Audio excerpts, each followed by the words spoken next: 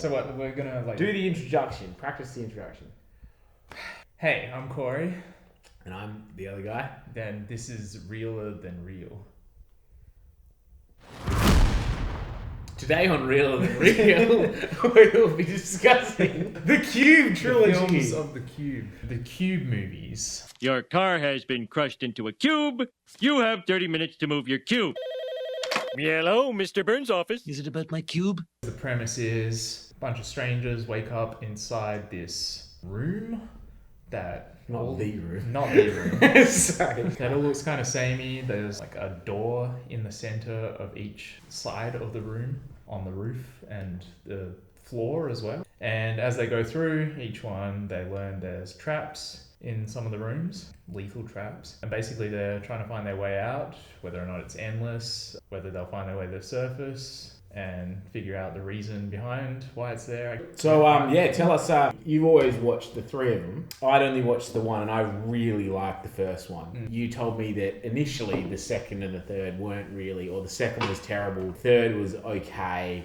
And so I was kind of apprehensive. But I said, no, I'm actually going to watch them all. And I watched them 1 to 3 and I really enjoyed the whole way through. Let's discuss what you felt on the rewatch of the first one. On the rewatch, I didn't enjoy it as much as I used to. I think it works better as a concept than as an actual movie. The first half of the movie, at least, the acting and the dialogue is atrocious. It's very B-movie stuff. It feels almost like the screenwriter has a degree in mathematics but doesn't know how people talk. It's almost written like by the autistic guy. The autistic guy in Yeah. the film. I think he has some sort of a say, or I remember reading something that he knew one of the actors Did the whole thing himself. he was actually directing from inside the cube. Yeah. Actually, speaking of the directing and all that is the actual production. I read about that, how they had 6 actors and like 30 crew all in this like cube. Right. Insane. And they built the actual rooms. Yeah. Well, they just did one room. Of course. That's interesting. I mean, look, I completely with what you're saying with the dialogue and all that, but I don't know if it's one of those things that it gets better as it goes along, or I think get more used to it. Yeah. It's you kind of get used to it. You kind of get into that sort of thing, like when you watch a David Lynch movie. It's really almost broken down, but once you start watching it and you've watched an hour of it, Mulholland Drive, for example. You watch that, you take a scene out of that and it makes no sense. When you're watching the movie, it's making sense because you watch the whole movie and it has like that sort of, it's got very broken dialogue. I wouldn't compare this to anything by Lynch. Really? No. Lynch is just superior? not on that level, definitely. Okay, alright. I do agree the characters, they feel very one note at the start, but they do grow into themselves and become more believable. I don't believe the black guy Quentin, I don't believe his turn to just violent maniac at all. It just happens out of nowhere, really. He's probably the smartest person in the movie. He's just trying to get out. And everyone else is being emotional, worrying about the autistic guy. And then you got this nihilist dude who actually, it turns out, is working for the company who made the cube, or he's like one of the designers they hired or something. Yes. For me, 2 scenes really stood out as interesting. One of them is the scene where they're having the argument about the purpose of the cube. Yes, I love that scene. Yeah. They say it exists, so they have to put people in it. Yes. Just because it exists. Yes. Like, why great line. exist? Great line. I need to know. This may be hard for you to understand, but there is no conspiracy. Nobody is in charge. It's a headless blunder operating under the illusion of a master plan. Can you grasp that? Big Brother is not watching you. And the other scene is the room with the trap where it's super quiet. Like, they can't make a sound or else it'll set off this bunch of blades that'll like chop them up and shit. Yeah. And then of course they have to cross this room with the autistic guy making the noise. It's a great scene. You can just see the rage in the black guy, Quentin. You can say black guy on I think I can say black guy on YouTube. We'll edit that. No, it stays in. It all stays in. We're actually streaming live to Twitch right now. Yeah.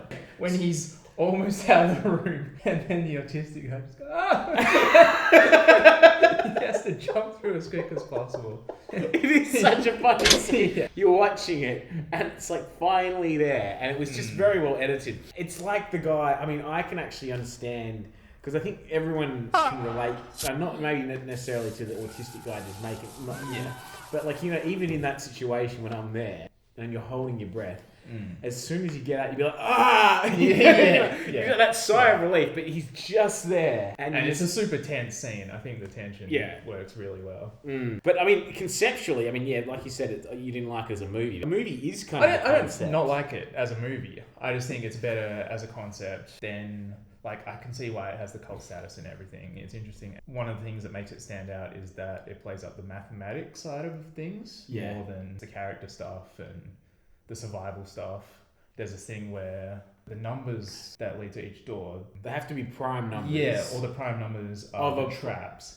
Of a prime number. So it's like to the power a factor of a prime number. Yeah. No, the factor of the number has to be a prime. And then they realise that it's actually broken down, and then you've got the three numbers and they're actually coordinates on an XYZ plane. And then also how you find out later that the actual cubes are moving within the cube.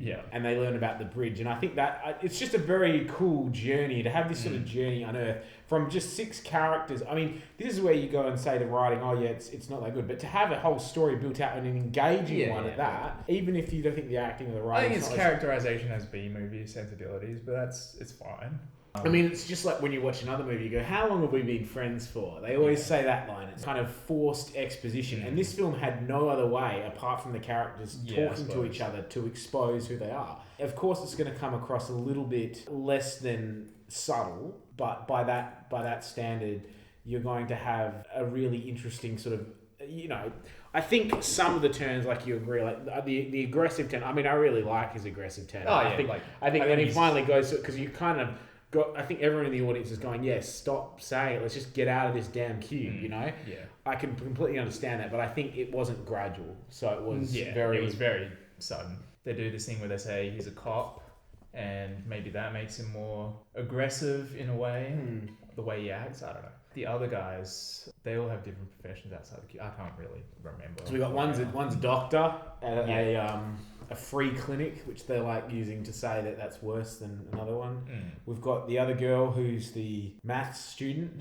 The guy who's an architect. And we've got the autistic guy. And was there one other one? Oh, Ren, who was the escape artist. Yeah, no, it is a good movie.